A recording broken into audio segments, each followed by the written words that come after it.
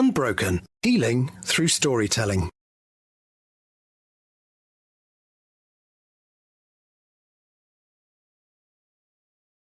Hello, I am Madeleine Black, and you are listening to the podcast show Unbroken, Healing Through Storytelling. The show where, as the title suggests, we speak to people that have got incredible stories.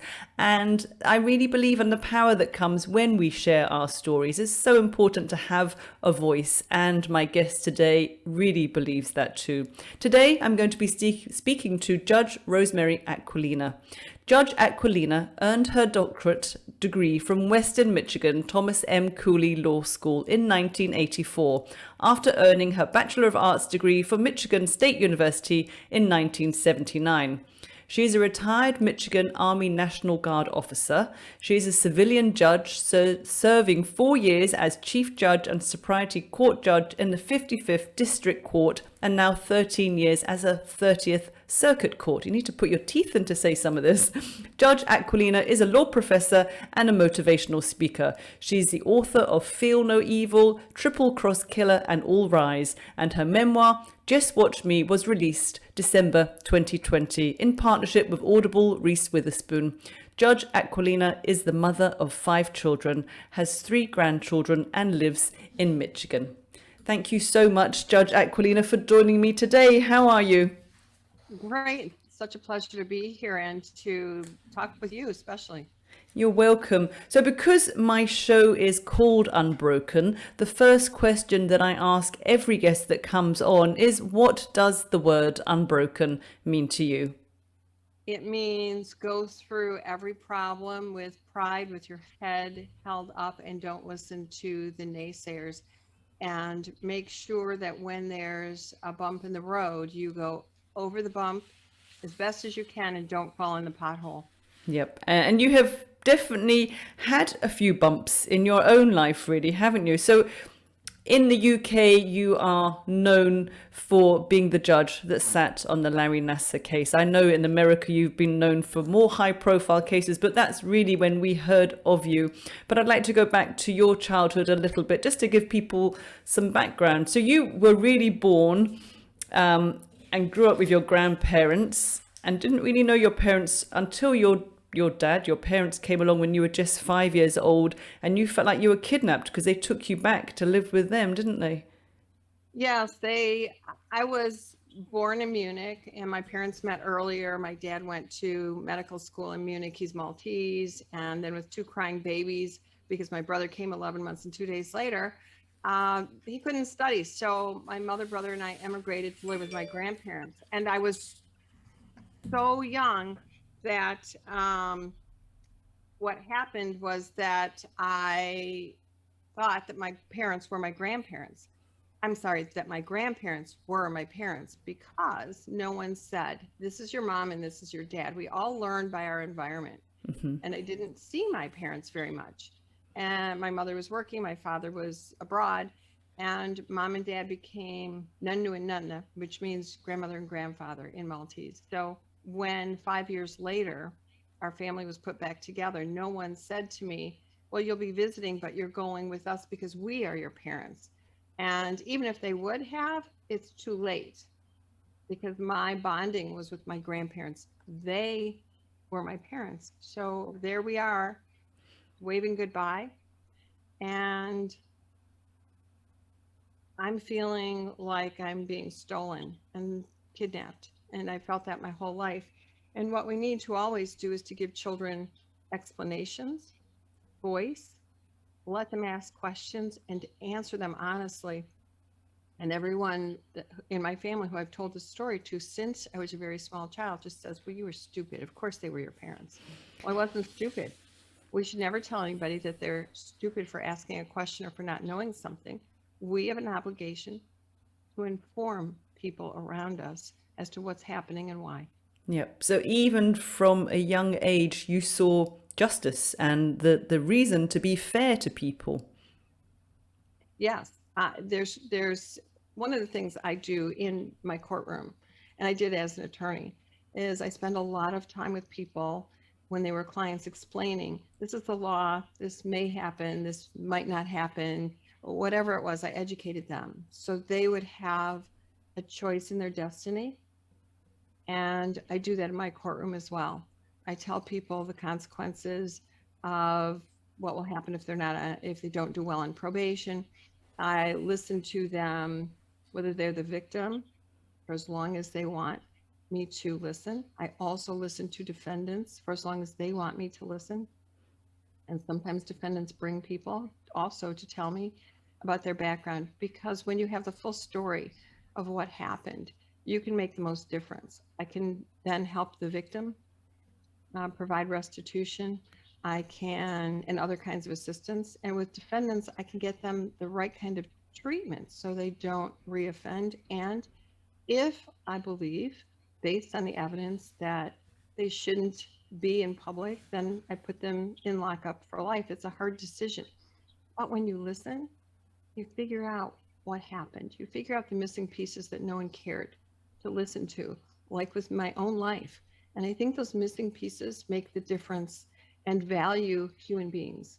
Yep, and that's what really came across. So I spent last week listening to your Audible book of Just Watch Me, and it's so evident that you care. You care so much, not just for the victims, but for the perpetrators as well of any case that's up against you. Yes. And, I think that people don't realize this really important fact. Most people are not Nasser. Most people get out of prison. Everyone gets out of jail. And where do they go? They go next to us in the movie theaters. They're with our children in the malls. They're back out in society. They don't have a scarlet letter. If we have treated them properly, they want to do better. They know they can do better. They know they matter. If we have treated them in our justice system as animals, that is exactly how they will come out of jail and prison. Mm-hmm. And I can tell you that what I do, I know works, because countless people who I've incarcerated send me thank you letters. Countless come back because I invite them back, and they say, I just want you to see my contract that I have with a music company. Here's my art. Here's my newborn baby that's healthy. Here's my 10-year sobriety token. And I did this because you were the first person who told me I mattered and that I could do something. And I find that very sad. Well, it's very bittersweet, isn't it? It's very sad that they've never had that encouragement before, but it's amazing the impact that your encouragement can have on them. I think we all have that obligation, not just from the bench, but with everybody in our lives. If you see the next door neighbor child playing basketball, say, hey, that's a great shot, keep it up. Everybody needs to hear a compliment, something good about themselves, because when we feel our best, we do our best. Yeah. And we were kind of started looking at your childhood, and look how easily I go off the topic. It was tough growing up in your household, because it was very patriarchal, really, wasn't it? And there was poverty, you didn't have loads of clothes, and you were bullied at school. Your dad was hard to live with, really, wasn't he? He still is hard to live with. And yes. And so I always just thought, I'm going to do better. I'm going to prove them wrong. You can sink into a hole and say, oh, woe is me. But for me, I don't want to ever be in that hole. I have found my power is in, and I'll show you. Yes. I will do better. I will do it right. I will make the world a better place. I am better than what you think. And I have really not only found my power doing that, but I've been able to share it with so many other women. I teach law school and have for about 30 plus years. I don't remember. I'm too old to count.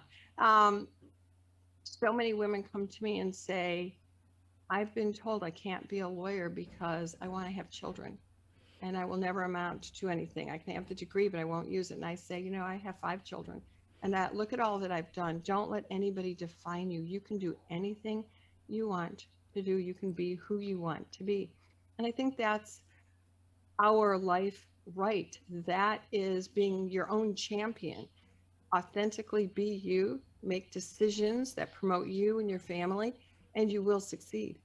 Yep, you are definitely a living example of that, because you just forged your way in all these very kind of masculine dominated environments as well, not just law, but you went into the military as well, became a judge. I can't imagine there's too many female judges when you first started.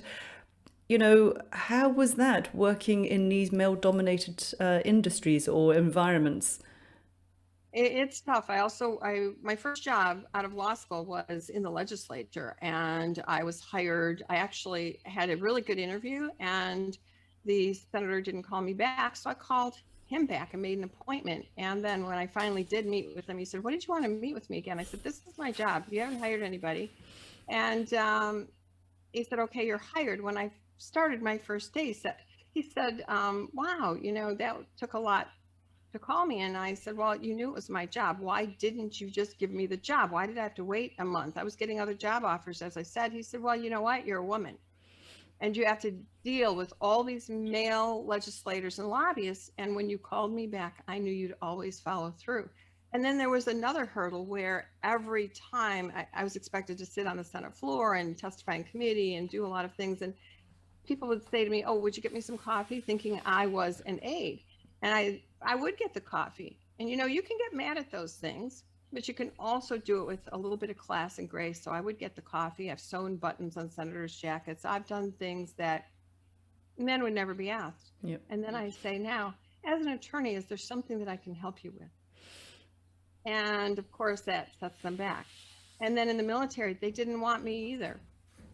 So I thought, okay, my paperwork's there. It's been accepted. It's collecting dust. So I volunteered, and I wore my tightest jeans. I was a lot thinner and prettier then. I wore my tightest jeans and my cowboy boots, which I've always worn, and a reasonable shirt. And I volunteered, had coffee where the general has coffee.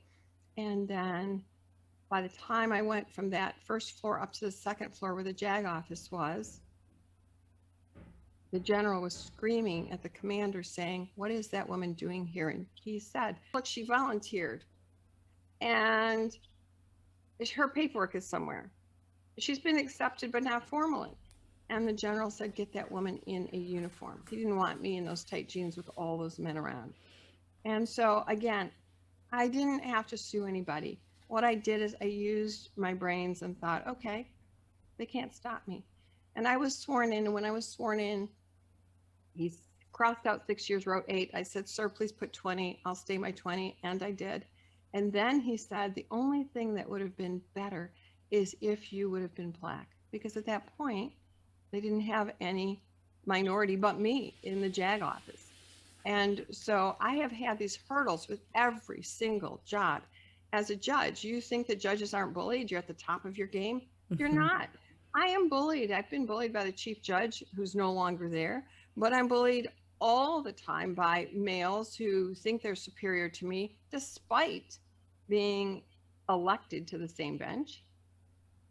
I think that we need to get rid of this notion that men sit higher than women. We don't. We're all seated at the same table.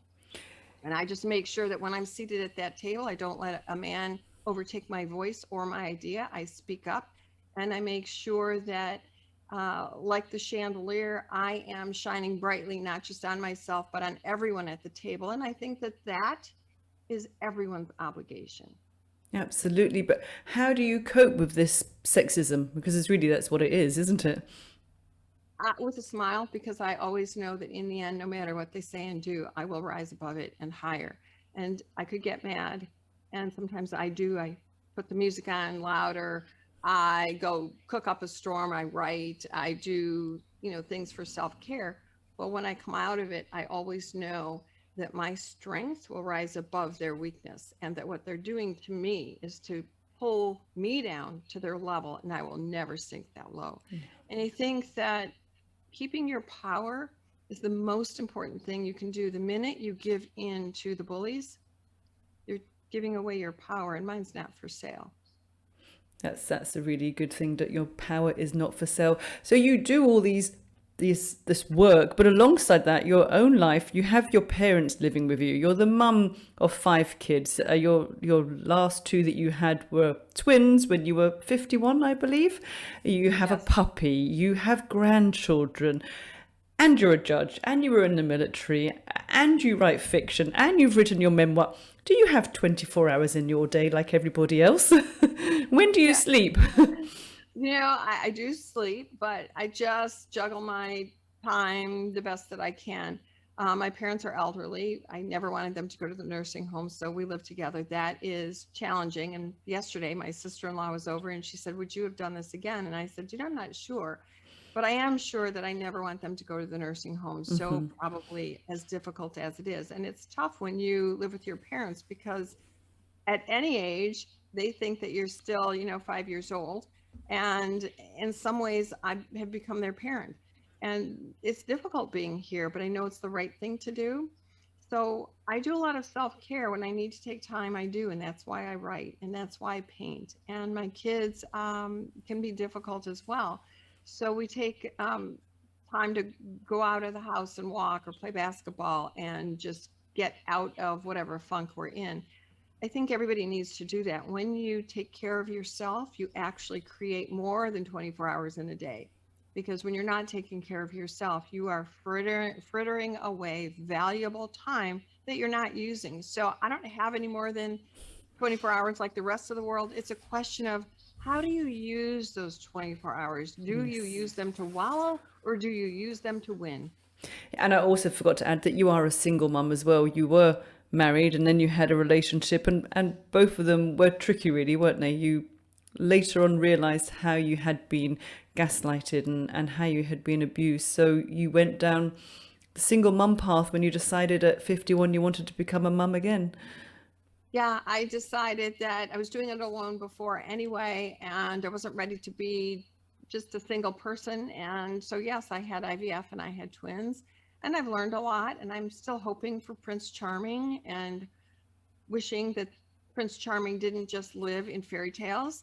And maybe I'll find him, but I don't need him. If a relationship works, that's great. But no one should need another Yeah. person, they need themselves first. Yeah, and I think it's so important for anyone who's listening what you talk about self-care. Whatever profession, whatever role we have in society, stay-at-home mum, we go to work, we juggle everything. Self-care is so important, really, isn't it?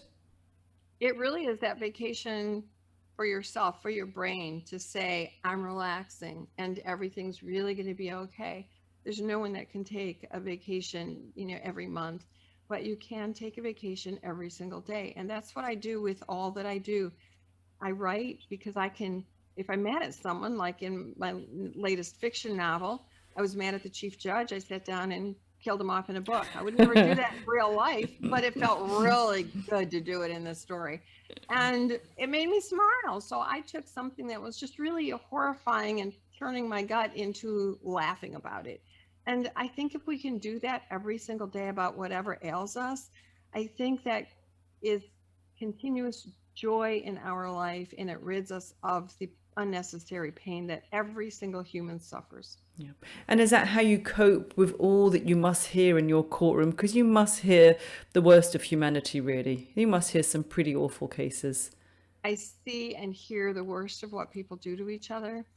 And yes, I go home and hug my kids and do the self care. My lunch hours, I might write, I might take a walk, but that keeps me then fresh for the next case because every single case deserves my full attention.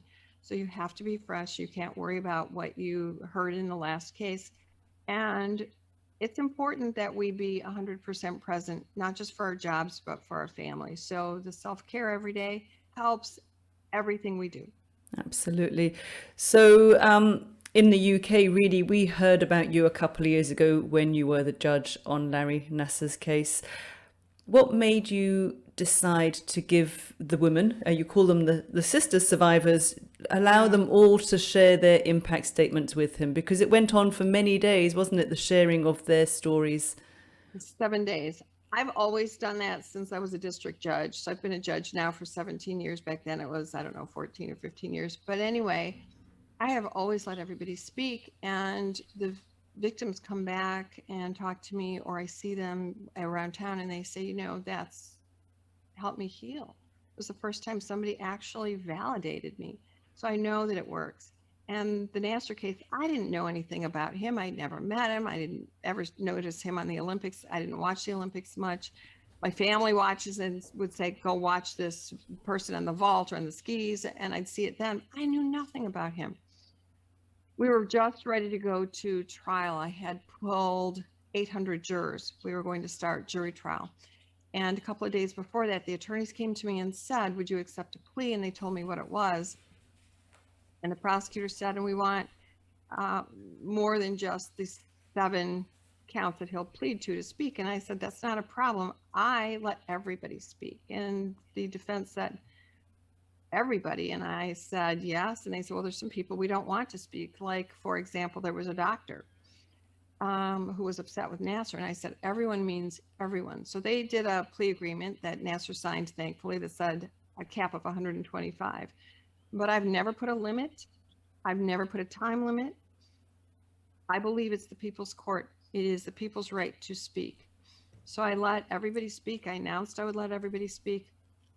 169 spoke. 156 I dubbed sister survivors because many of them hadn't planned to speak. Many of them hadn't planned to use their names. Many of them didn't know each other. But one empowered the next. And if you watch the film that's out there, I haven't seen it, but I very well recall that many times a sister survivor who would come up would be joined with 1 or 2 of the others who have spoken or were going to speak.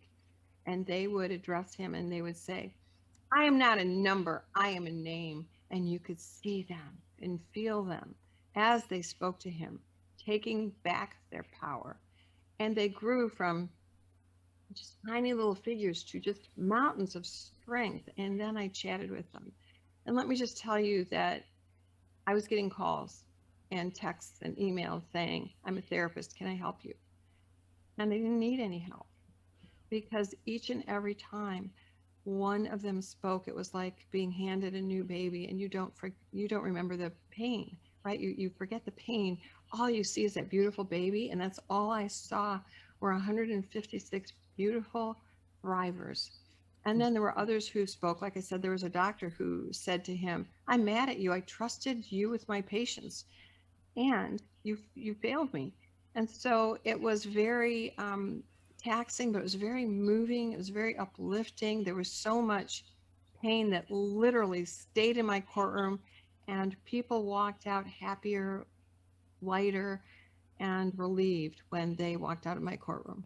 Well, across the pond over in the UK, it was so impactful watching that courtroom scene, just listening to these women share their stories, because like you, I believe that we are stronger together. You know, there is safety in numbers, and it was incredible watching. They were like phoenix eyes, just rising from the ashes, and you could see them getting their wings, really flying, and definitely lighter. And what I loved about your book is how you prepare your courtroom. You had the therapy dogs waiting outside for them in case anybody needed them, but it doesn't sound like anybody did. I don't know. I know they were present. I know there were people to help them. I know some of the girls had some difficulties.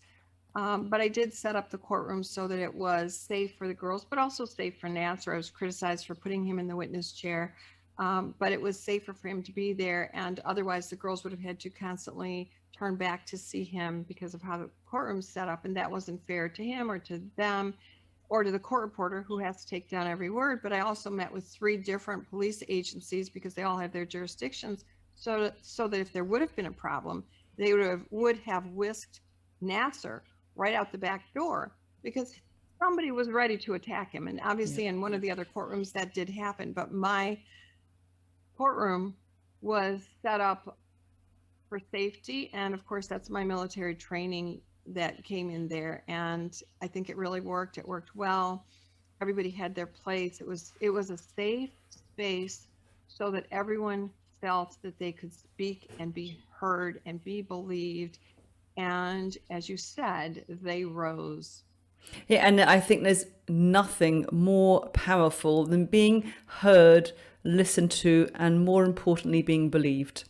You know, interviewing someone whose episode actually goes out today. This one won't be aired till about September. And she said one day a woman will say that she was raped and she will be believed. And you think, isn't that sad that we still have so much victim blaming? Well, and rape victims, people of domestic assault, human trafficking, all they want in the whole world in the justice system is to be treated like any other case. If someone tells the police there's a home invasion or a car theft, they're automatically investigating and doing the right things. Why are rape victims treated as less? This is a huge, huge problem. And that's, again, another reason one of the media outlets said, I was a therapist. Well, I'm not a therapist. I'm just a judge trying to make a reasonable decision. And what I do is I use my robe for healing. I think that when a powerful person listens, that power is then shared to the person who's speaking. And you make it very clear in your book that you're not a therapist, but what you're great at is signposting the person, the victim, the perpetrator towards the right services. If they need drug and alcohol services, if they need therapy, if they need whatever, you will find whatever they need to help them improve their life and grow. So that was really evident. You have a heart the size of a bus. That's what came across listening to your book. It was fantastic.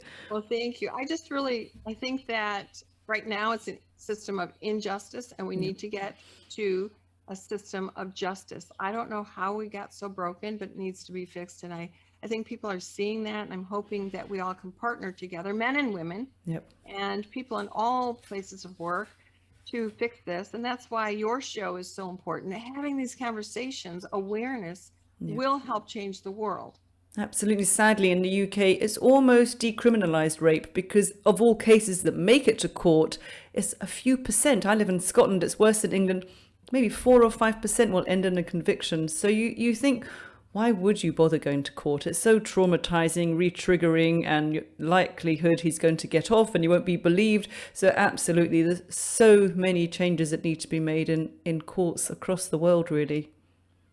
Well, training for judges, police officers, it's interesting that when you read police reports and they talk about victims of domestic violence, sexual assault, etc., they do more of an investigation that contains interrogation.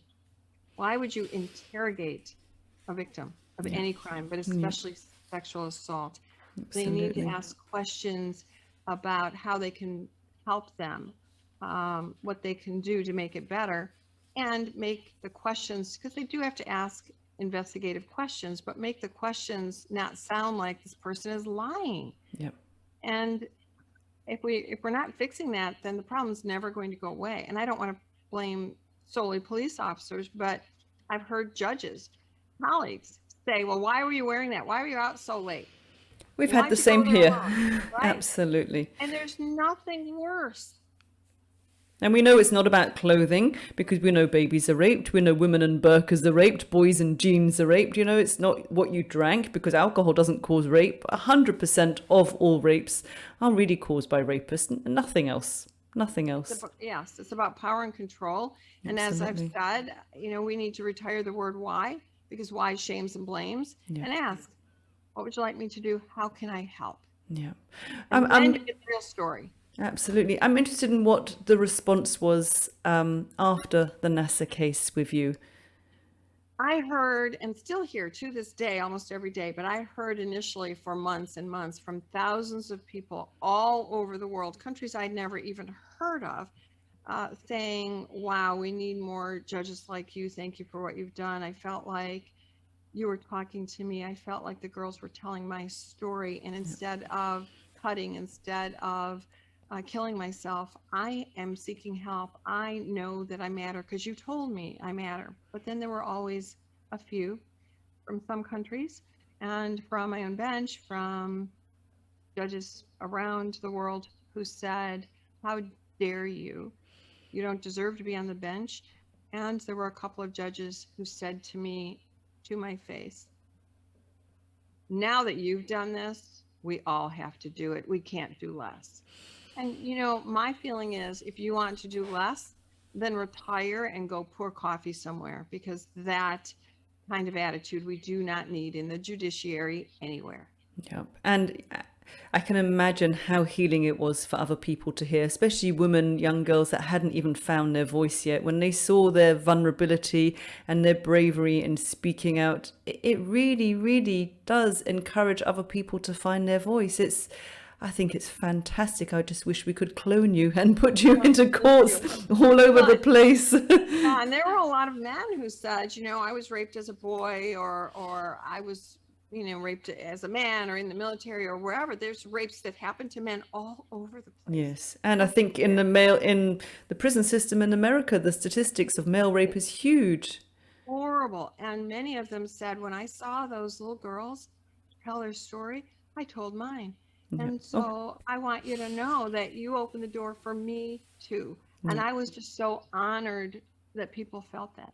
Yep. Oh, it just moves me every time. And that really is the purpose of the podcast and the purpose of speaking out, because it is so healing to hear other people's stories. And I like how you say that it opens the door for them, which they've maybe closed tight for many, many years. And I think when one door opens, then another door opens, and then another door opens, and then we grow and we expand.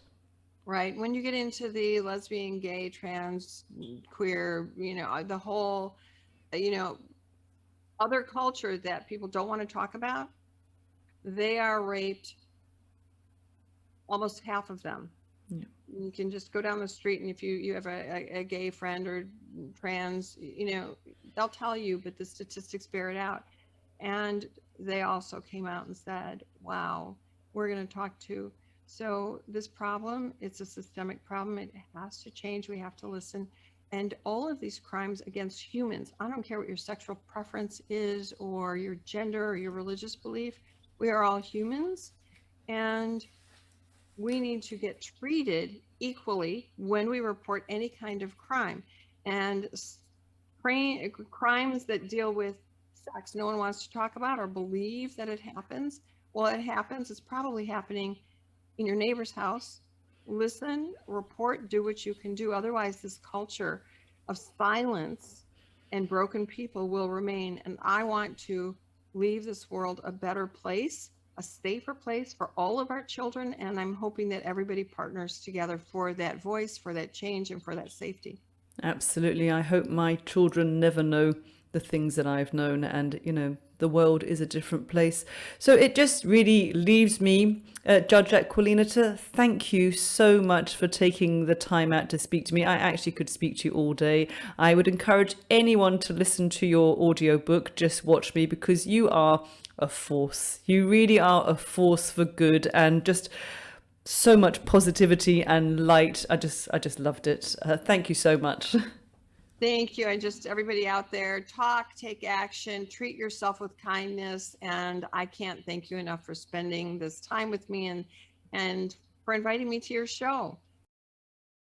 Unbroken, healing through storytelling.